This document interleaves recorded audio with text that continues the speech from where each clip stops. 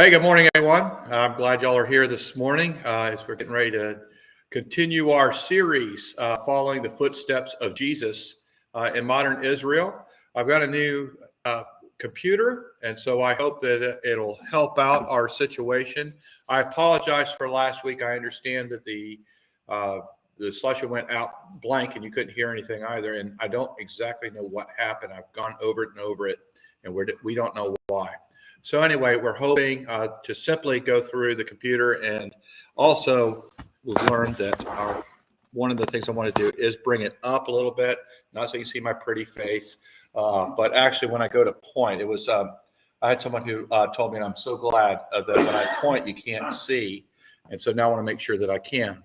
But also what I'm going to do is for you guys, if there's something in particular I'm going to show you online. Like if you see my cursor, what I'm doing on there, just to show you what I'm talking about. Like, see that fisherman right there? His name is Leroy. So, all right, just testing it out. So anyway, good morning. I do have the chat up if you need to send a message. Hopefully that will work as well. All right. So let's just wait a little bit longer to see, because we have 4 people on right now.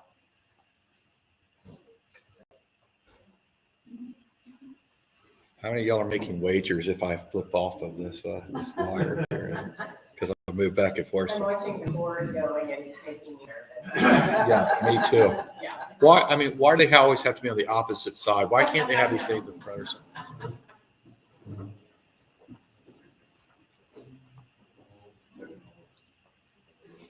Yeah, I even thought earlier, I was like, wait a minute, okay, so I could just bring this over and that way, but then I was like, but now I'm using the camera.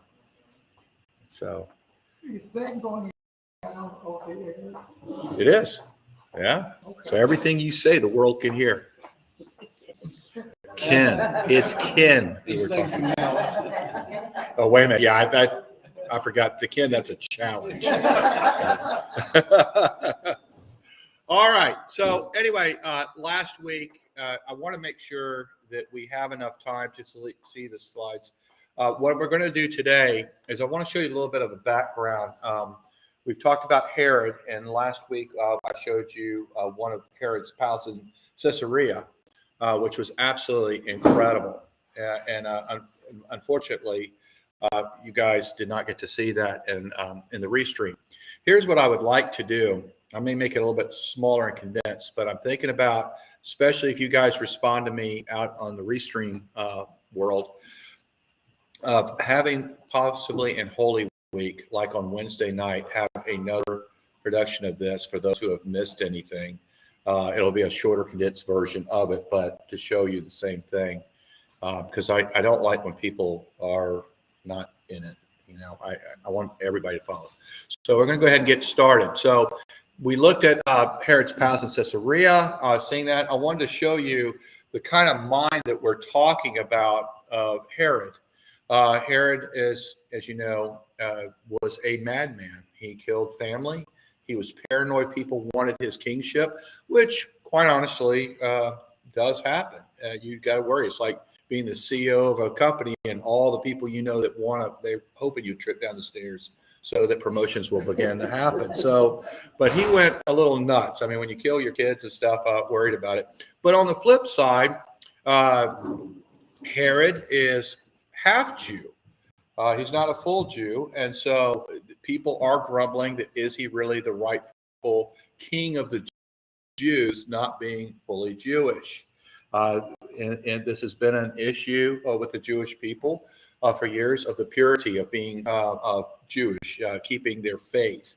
And that'll be another class I would love to teach about, where this is how the Samaritans came along and why there's rival between them. So Herod did have some things to be worried about, but in this kingship, he is like a lot of kings. They end up wanting to be the best in the world. And again, I showed y'all in Caesarea how he built this incredible city, Roman style. He wanted to rival with the best cities in Rome, and quite frankly, he did it.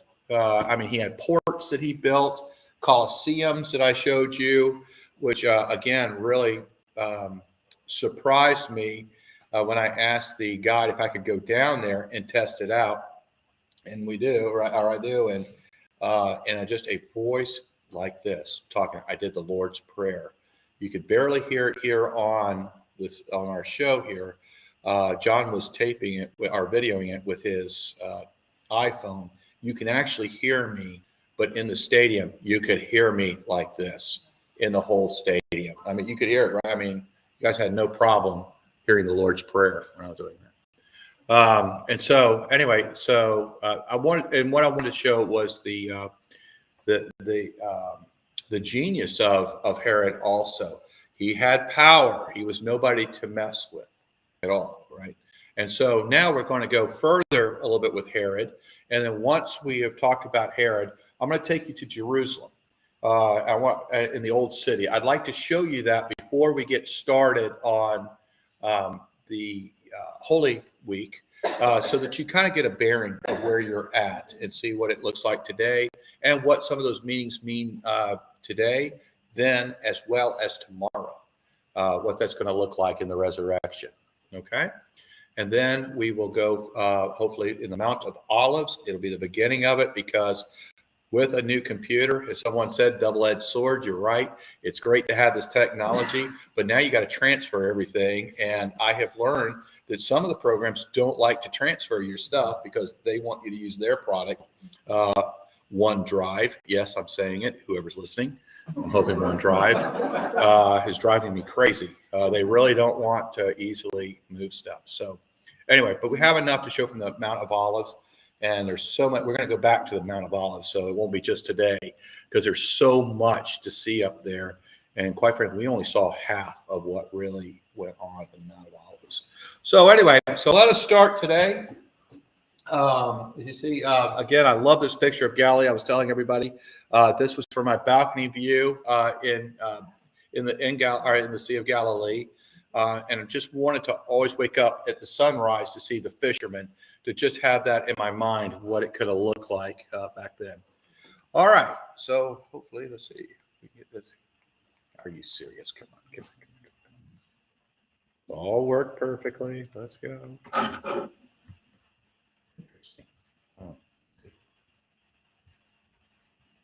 This is how I mess things up, by the way. But I don't know why it's not working. You know what? I'll do this now. You know what? Now I'm a little scared to do it, because if I do it, will it knock everybody off on? You know what? I'm not going to. I'll do it like this. Yeah, that's what I'm going to do instead, because I don't knock everybody off. I was just hoping to stand back here and be able to do it, and it worked perfectly through. Yeah. All right. So, actually, it doesn't want to do it at all. All right, hold on, guys. I promise you this will work.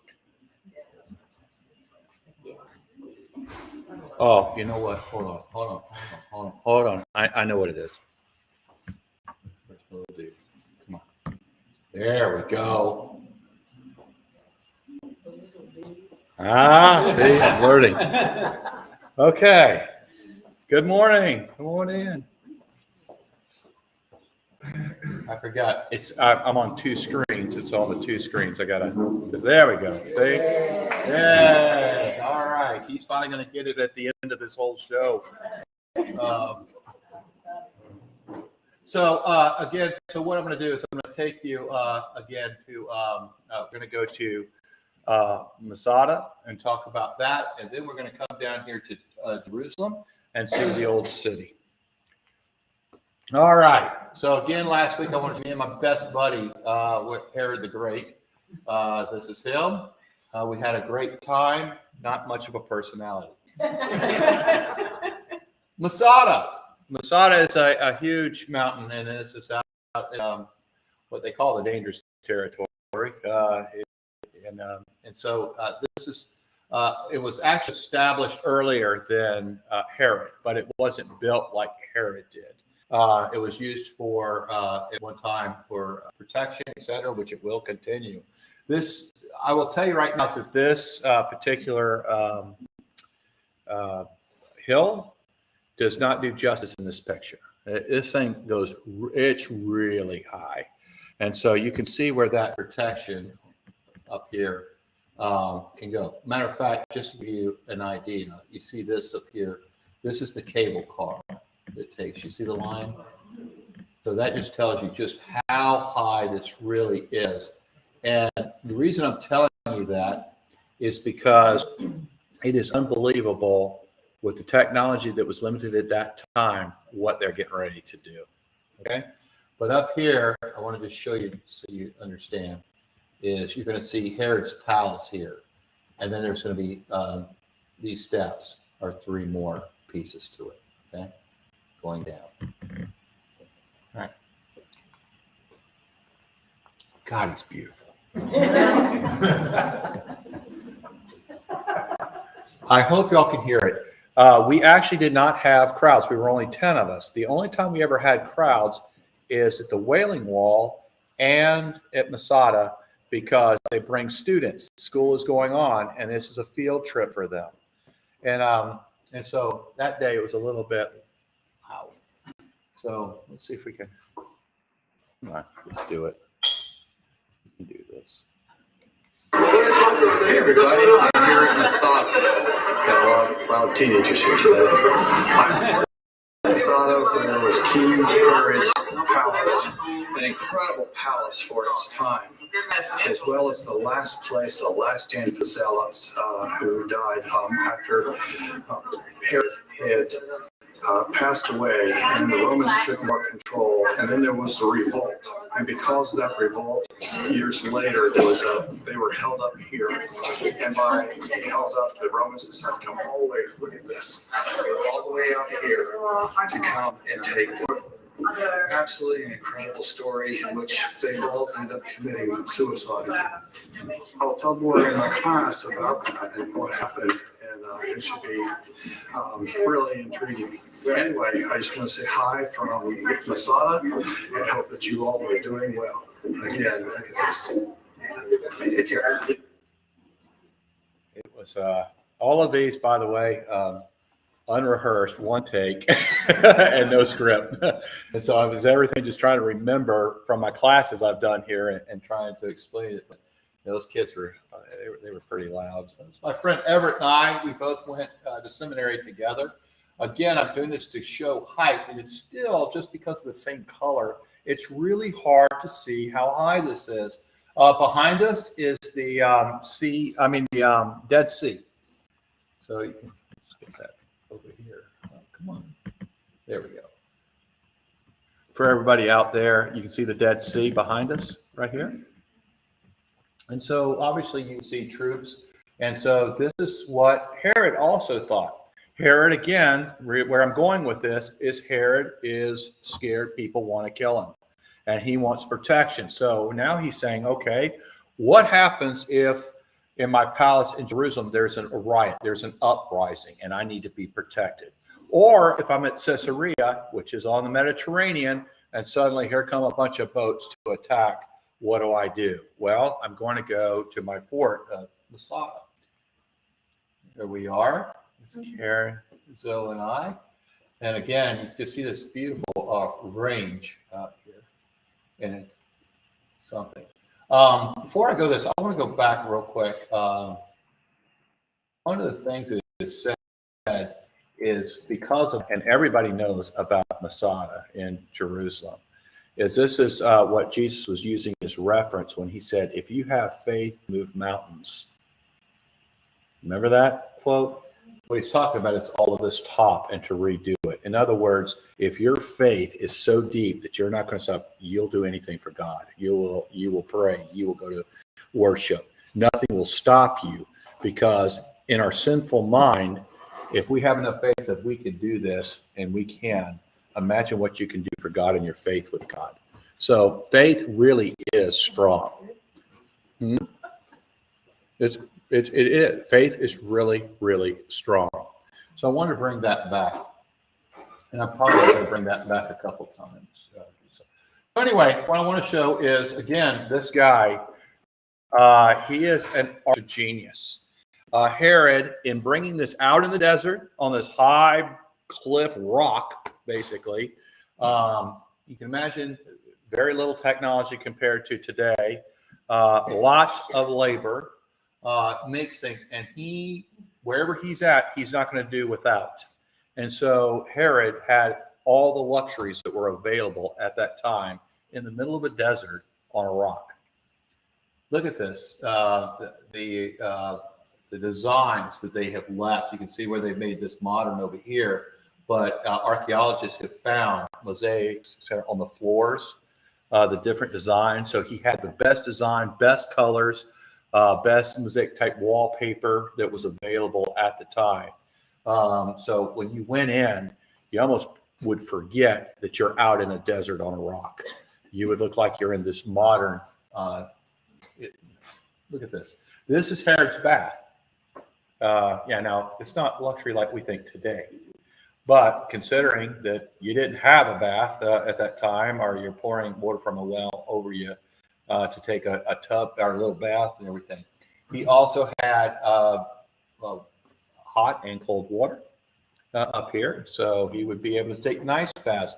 He would have the olive oils and the different scented oils and everything to have the comforts of that. Look at the wall. This is what archaeologists have found, and they've kept. Look at the beautiful. So this is what it would look like: red, green stripes, and white. I didn't say he had good taste, but I will say that he had the latest at the time. So that's absolutely incredible. I know when I first saw it, I was like, "Ouch, that looks like it would be a little painful." But they probably had the towels and everything else for him, so that he doesn't hurt anything. But you see where he'd walk up and go in. Again, take a look at this wall paint. Isn't that incredible at the time? So just imagine, if you can, they did go in, actually. You see the rock and all of this, but they did actually go in and plaster back then. And so the inside of the walls would have been plastered like this. So it's not just on the rock itself, but you would see the plaster. So inside, it would look actually rather modern. Here, I'm going to show you, which is incredible, another floor pattern. So when a guest would come, now Herod had his own side. When guests would come, one of the things you want to do, especially if you're doing negotiations with people, we do this today, we want to take care of them. It's not just immediate, especially in Texas. When you get with somebody, this is different from Washington, D.C. It's more like Charleston, South Carolina. You have to talk for a while before you start negotiating, don't you? If you came to Texas and you're like, well, let's just talk about the wells or let's talk about land, they'd look at you like you're really a rude Yankee, right? I mean, they would not like that.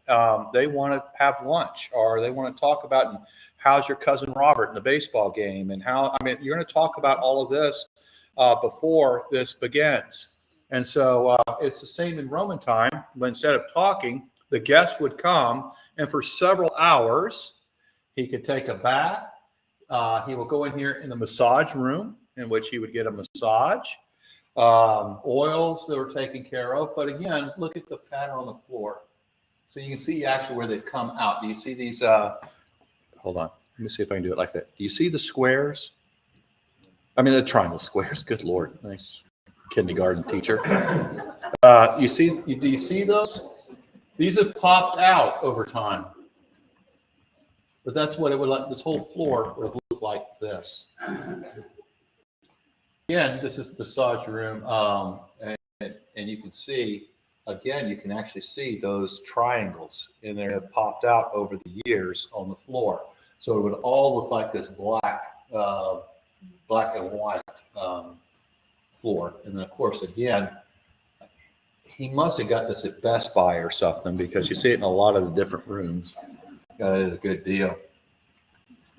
They're not very tall, I discovered. Bump my head. It show you real quick. And they really weren't that tall. So Herod wasn't a tall guy. I could say a couple things I won't. But anyway, it's just, again, you can just see. So what they would do is you go from one of the bath areas to a massage area. And well, now you get to come. And when I say bath, what it is it's hot and cold pools. And so this is a big Roman thing, if you've ever done it, where you jump into hot and then you jump into cold, and then you go and you jump into another hot and then a cold, and it's supposed to really refresh you. I personally, but they did at that time. But I also didn't live in that time out in the desert where this would have felt fantastic. So this is absolutely incredible. This is a steam room for the guest. A steam room, and you see these little columns right here. You see these little columns, and in those little columns, they would over here they would let in water. The floor's up here, so they wouldn't. The guests would never see this.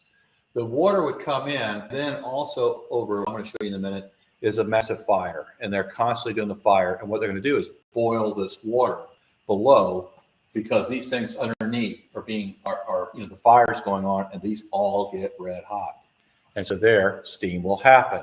And so now you can take a steam, and then finally when you're done with the steam, you can go and finally have this nice luxurious bath, and then they get your clothes and everything ready, and then you're ready to go and negotiate, so you feel great.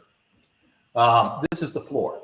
And yes, it would be hot enough that you needed shoes on when you're walking around, talking to people, maybe negotiating, or talking to your team that's there, that's getting ready to negotiate. But you see underneath here, right here, those are what you just saw, these pillars right here. And again, this is where the water would be, and underneath this is where the fire is going to be, to get those things hot. So they would start pouring the water in. Now, if you will look right here, this is just incredible. To tell you how much steam is being provided, do you see these here? Wait a minute, it's not showing it for you. Hold on, let's see if I can. All right, I'm gonna do this for, see these? Right here, okay. And over here. These are release valves for steam, so that the room itself wouldn't blow up. And so they would have many of these. So as you're walking up, you're going to see steam coming out of the roof of this, so that the pressure, just enough so the pressure doesn't blow it up, but you can tell how much steam. This is where underneath here is the fire. And so they would start letting in the water. There was actually a trail thing that goes in. Remember this, Karen? And where they would pour the water, and it would pour in, and there it's starting to. Oh, you can even get bottled water if you want. And again, here are those steam. So underneath here, where the water is, that steam is happening again. So this doesn't happen. The big cracks into. This is a storage area that I took a picture of. They also had massive storage areas with grains and food. He also was a master of water. There was a wadi, or a big, I would say a river, but it's dry. A wadi is dry, but at certain times of season, rush of water would come. And there he made underneath the mountain. Okay, so picture Masada, okay, the big rock.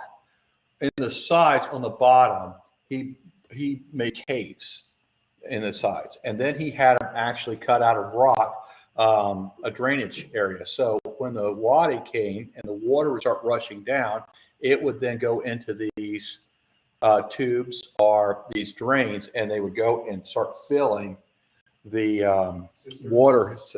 Yes, exactly, underneath. And so that's where they got the water. Then somebody got, some people got a great job of having to take that water and hauling it up, but then they poured it up there, and it would go into different areas. And I was looking for it, but I may have erased it. They had a model of it and showed how when they brought the water up to a certain point, they could hit it, how it would go, but also it showed where when the wadi, would do that, how it would go around, go down. So it was, again, absolutely clever how they had this. And then so they had food, plenty of food. They had water, all the luxuries. I'm going to show you this a couple of times. Does anybody know what this is? It's like a toilet. Looks like a toilet, yeah. It does. it's also what we call a manger.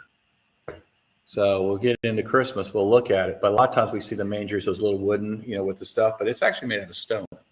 And so when they say they lied him in a manger, this is what we're looking at. So no wonder the baby cried.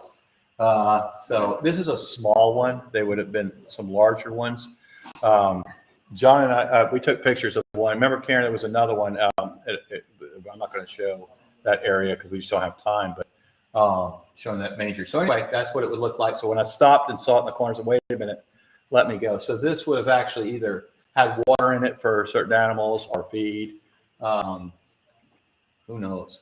Look at this. This is absolutely incredible. So again, Herod has this, but and I'm going to go back and forth, but so Herod has this absolute luxury. Again, he has his palace, and then on the cliff are more that go down, which also help with water flowing and a bit, so that people basically had a balcony view of the Dead Sea, and so it would be beautiful at that time. What you see here, and I'll try to show it. Hopefully, y'all are seeing it out there.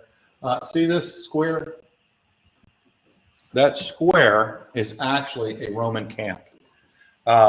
It's not only Herod who has history here, because again, he knew that it was a fortress. He knew that it would be hard for enemies to come and get him. Of course, he leaves his citizens behind, but he goes up, right? He knows that he has like months and months of food. He has water that he can bring, and knows that he's going to be safe at least for quite a while.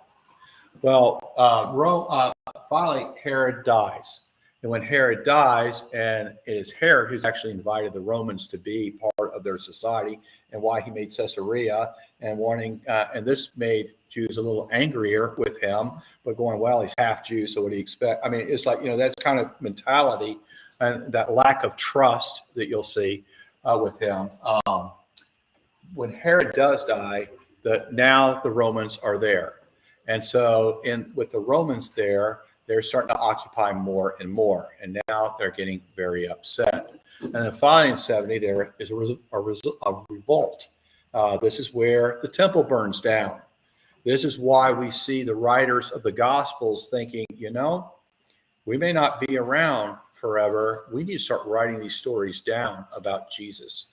And so, because, some people think that, Jesus is there or he just dies and they start writing. No, it's years later. Paul actually writes letters first. And then finally, the camp of Matthew, Mark, Luke, and John, and could be others that we haven't discovered yet, are writing. And this is why it's over this seeing where Jesus talked about, remember,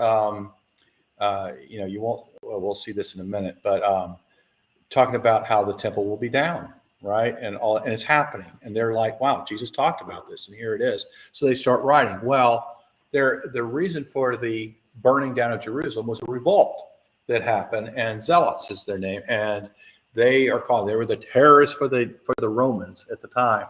And finally, Rome had it. There was all these attacks happening over and over. They're like, you know what, we're done. And so they went into Jerusalem, burnt down the temple, finally took control of the revolt. And so a bunch of them ran to where?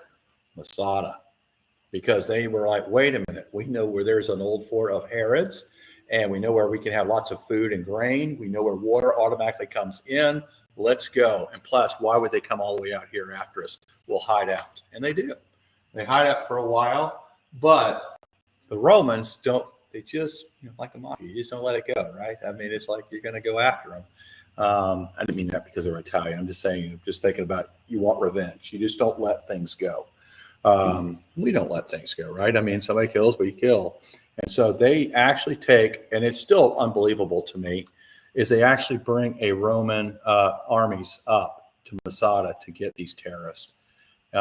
It does surprise me that they just didn't leave them, like make sure they just don't leave, and that's it, but they don't. They're angry.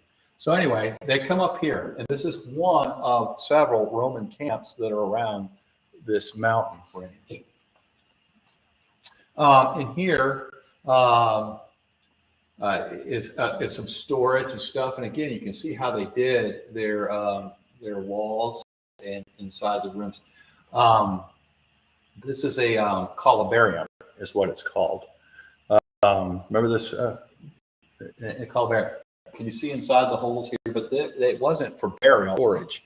And this is where we get columbarium, where we can bury our dead or put them into these niches that are in the walls here, and there would be some in there. This would, of course, not been open. It would have been more closed, and you'd have a whole room in here, and then you'd have a whole room in there. But again, and then you can look out at the whole area. Again, I did this. I don't think I did. Okay, yeah, I just took a picture here. I'm trying to show the height of all of this. And you see the roads down below. So it must have been scary for the zealots, as you can imagine, seeing the Romans coming, because you'd have seen them coming for days as they're walking out, right? Here, so anyway, what happened on with the zealots, okay, is so the Romans did circle them. And then they decided, no, we're going to kill them. And so in those, they started to come up, and they came up this path right here. See if I can do it on here too. This path right here up to the main gate. And you know, imagine, I mean, that high troops. I mean, that would have been a tough hike. And they kept beating down the gate, and finally they do. They knock it down. And after they knock it down, they're all prepared, ready to fight, and the Romans go back to their forts. They decide, we're going to come in the next day in triumph and come in and just slaughter them, or take them, or torture them, whatever. Nobody knows exactly what they were going to do, but this is the normal pattern of the Roman army. And so the next day they come. This is gravel to come up. Some of y'all have seen the movie Masada, or some that are like that. It's a gruesome story. Their leader decides and talks to them that night after they've knocked down the gate. They know they're going to be taken over. They have no defense now once the Romans come in. And they're like, you know what they're going to do? They're going to make slaves of the children. They're going to, God knows, abuse. They're going to do to the children. They're going to torture the men. God knows what they're going to do to the women. After what all they do to them, they'll make them slaves, and it'll be bad. So the leader decides, and they all agree, I think we should all die, taken by the Romans. I can't imagine having to make this decision. So,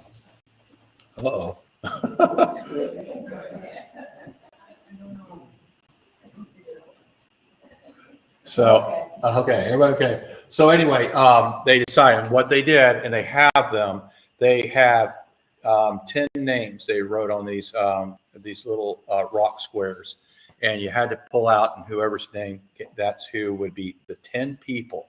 So, and when I say the 10, hold on. What they decided is all the men had to kill their children and their wife. That was their duty. After they did that, all the men would be standing, and the 10 had to kill all the rest of the soldiers. When the 10 did it, it was one person, the leader, and he was to kill the 9. And after that, he was to lay on his sword and die. And they do it. They all do it, and except Jophias, he is the guy who is supposed to lay on his sword, doesn't. And they come up, and actually Jophias, I never say his name right. We're actually very thankful for him, because he's actually one of our first historians to tell about this time. He lives in Rome, and he goes and he starts writing, and the whole bit. But it's a terrible. So when the Romans came up, they're ready for full attack, ready for full slaughter, and they come up, and there's nobody except for this guy. Now, I've read somewhere too that there were actually a couple women and children that were left also. But in our guide, he said it was just him. But anyway, so this is it. So they're ready to see all of these people, this massive amount of people, and so it actually shocks the Romans. They can't believe what they're seeing. And so with Jophias, like I said, they didn't actually kill him or torture him. They brought him. What did I do? Hold on. go over to the other side. There we go. Thank you. Okay. There we go. Okay, this is another Roman camp, as you can see. Again, it doesn't look like much, but guys, look down below. It drops, and it goes down to the Dead Sea. And just to let you know the Dead Sea is the lowest spot on Earth. So it shows you just how far. There's my friend again. I had him carry my bag for a minute while I took a picture of him. Then I realized he and I have similar hair. So I let him use my hair. All right, get going. Like, man, I'm sorry. I hope I'm not boring you guys. I just love talking about all this. Now we're in the old city of Jerusalem. What we're going to do ready for Holy Week, okay, is I want you to kind of see, here's the Dome of the Rock, the Western Wall, the Golden Gate we're going to talk about, Lion's Gate. Over here is the Mount of Olives. Down here, we're going to talk about that. We're going to talk about the upper room and all that, and his travel. Okay, I just wanted you to kind of get an idea. This is the only gate that we were allowed to go into. The other ones are Muslim controlled. And so we have to go through here. John is over here trying to blend in so nobody, gets him. He's standing guard. This is inside the in Jerusalem. Isn't it beautiful? Just showing the other side of one of the gate areas. Archaeology is still happening in the old city. After all of these years, it just keeps coming. Look at all the pieces the archaeologist has found, the pottery, and all that. They're just still finding. This is King David's tomb. King David, a little shepherd, all right, and then becomes king, and this is where he's at. I was trying to get a proper picture, but this guy came up and he was so rude. He started praying and got in my way. I just can't believe some people. It's King David's tomb. Here, this particle that's up here, I want to show you that, and obviously that's the Dome of the Rock, where they say that Muhammad ascended from. Okay, but here is also this particle. This particle was actually built by. It was widened by Herod the Great. Again, it was something that he wanted to do. He was trying to please the Jewish people because he knew that they didn't quite like him because he's half Jewish. And so he's trying to please them some at the time, and he builds this incredible, it's actually even bigger than what it looks like in the pictures. Again, another picture of Dome of the Rock. Look at it. I mean, this is just part of it on this side. This is our guide right here. But up here is where the temple is supposed to be, Solomon's temple. And this is where people would come up and, and prayed at the temple. They would have also been walking around up here. Again, another thing. Up here in Arabic, they have a cross. They actually are talking about Jesus. A lot of people don't realize in the Quran that there's a lot about Jesus and Mary. And so they think that Jesus was one of the most incredible prophets that ever walked this earth. And they bless him. They bless Jesus, and up here it is, bless Jesus at his birth and at his death and in the resurrection, as well as his mother Mary. But it goes on to say that he is not the Son of God. He is not God. He is a prophet. And so that's the distinction between the beliefs. Okay. Again, this is now, we're walking past it. We're going out here, seeing more of this. So you can imagine again, one time in one of the areas here is the temple. And I'm just taking, let's see, did I do let me just make sure my little cheesy grin there. Just want to make sure I didn't. All right. I'm not going to push it. I can't tell sometimes I've done a video, you know what I mean? And so I just want to make sure.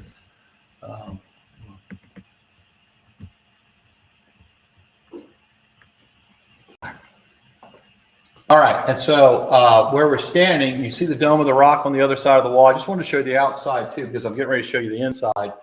This is the Golden Gate. The Golden Gate is now a mosque. This is the gate that Jesus is to walk through in the second coming. When he comes back, Jesus will come down from the Mount of Olives, and he's going to walk through these gates. There is to be an earthquake and all of that. And I wanted to show you that. Of course, they, bricked it up. Where are all the people? I haven't seen anybody. Because it's COVID time, and we're the first group to come. We went back in 2 years. Yeah. All right. Let me go on, Ken. I'll answer all that for you. Let me go on because we're really behind, and I want to make sure I can try to see everybody. Okay. Sorry. So no, it's okay. Here's the Mount of Olives. This is where Jesus is going to walk down and through, and come up to, because he is to enter into the temple once again in the second coming. There's a lot packed in that too, because this is the debate if they should up here somewhere on here, not mess with the Dome of the Rock, but build the temple again. And some are scared if you do, that could start the end of the world because it's prophesied. I wanted to show you, because look at the Russian church. That's where Mary Magdalene wiped Jesus' feet, and so they have a church. We didn't get to go in.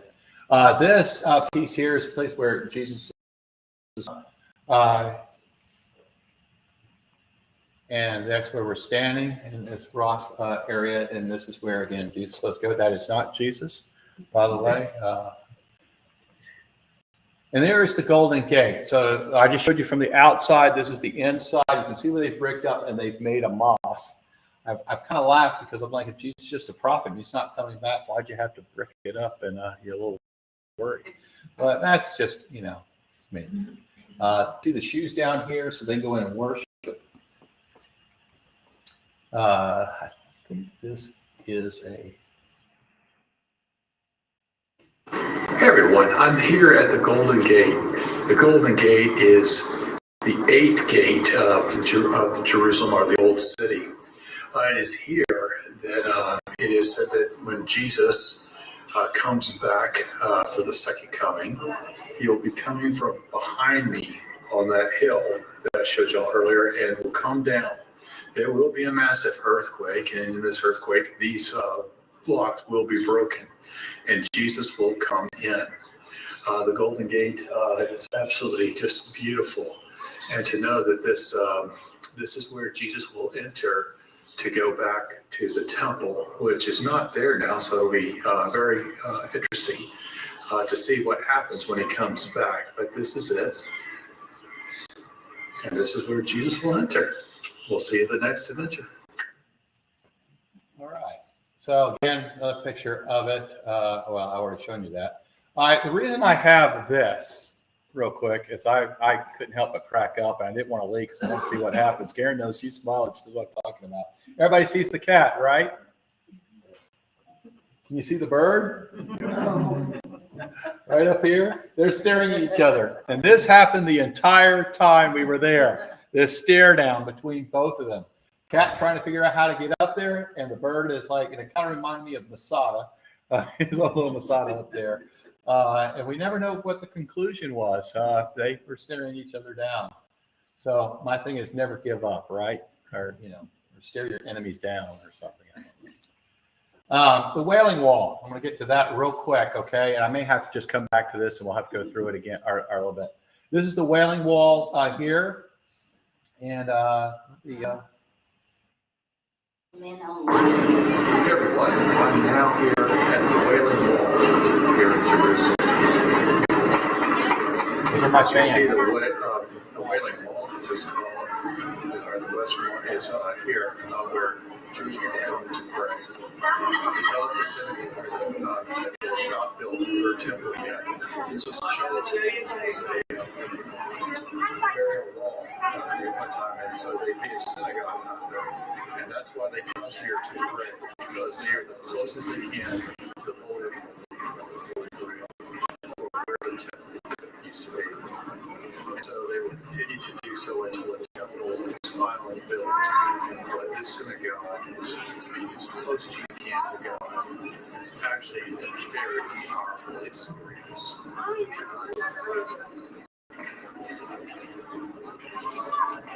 This is the women's side that I'm going over here. Men's side. Pray for the church today. I pray for Holy Trinity, all members and all the people on our prayer list. Anyway, here for the wall, the wall. Again, we continue our work. All right, so just to talk real quick, what I'm saying is, and I forgot to say on that portico where people are walking around, Jewish people don't walk around where the Dome of the Rock is, not because of the Dome of the Rock, which a lot of people think that's why. It's actually because they believe that it's a good possibility that the Ark of the Covenant is still in there. That when the Romans, because the Romans never found it, or said they never found it, and so therefore they think it may still be in there. So they will not walk it because why? If you remember, it's in the Holy of Holies, right? And only the high priest can go there or touch it or be near it. And if anybody else does, what happens? You die. And they still believe that if you walk it and you walk across it, you will die. So what the only thing they can do is they come here to the Wailing Wall, the West Wall, and they believe it's inside because the Dome of the Rock's right over here. They believe that it's right in here somewhere. So the Holy of Holy and the Holy Ark of the Covenant is still there. So they've made a synagogue. You'll see it over here. You'll see a door where you go into the synagogue in here, but also pray at this wall. Again, you can go inside. You can see that everybody in. So right there at that part, and then everybody's at the wall. They're my people. Why what? In the middle? To separate the men and the women. They can't go into the same spot. It's the same as in the temple itself, where the women could go and where the men could go, and that tradition is still there. This is the second place that I went and prayed. I will have to tell you, I've never been so moved in my life. I was just going to go up, as I said in the video. I actually prayed for all of you, the people here at Holy Trinity, all of those on our prayer list. And then I had some that special concerns that were happening at that time to people in our church and prayed for them. I went to do it, and I don't know what it was, but the emotion ran through me, and I had never expected it. And I had a long talk with God in a really good way, and it was incredible. This is my biggest surprise. I was surprised to be the kids, just to let you know real quick, males after high school have to serve 3 years, soldiers, and women 2 years. And so they were out there. Just to let you know, they have to come to the Wailing Wall, but their ceremony, where do you think it is? When they become soldiers, it's on top of Masada. And they have it up there because this will never happen again. And so imagine the emotions of that. So they believe, like the people who died up there, we will go to the end. No one will ever take us again. So there's John. And I didn't realize John was taking his picture. I'm still back there praying. All right, so we are out of time, unfortunately. Holy Week is going to start next week. So actually, it's a great break. We're going to be on the top of the Mount of Olives, and we're going to watch now where Jesus went, and we're going to start each event on that. Okay? Any questions? Since I'm not doing sermon, I can take a quick question or two if anybody has. Well, I just want to apologize that I can't see anybody until just now, and I wondered where everybody was. Right. The only two places that we saw a lot of people was at Masada, because that's where schools take their students, and schools happening.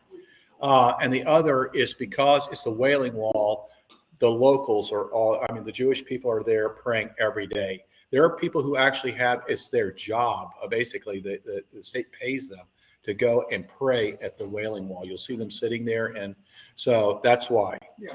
The other places there was 10 groups, and we were the very first in 2 years to go back to Israel. And that's why you don't see these other groups. So I can tell you in 6 months or so, it will never look like this. The way you'll see people all over the The place. lines will be much longer. Much longer. Wait in line. All right, guys. Well, love you guys. And I hope y'all enjoyed it and you got to see the whole thing. Let me just check real quick on here. All right. So no questions from TV world, as I like to call it. Anyway, we are going to take off and go worship. Blessings to all of you.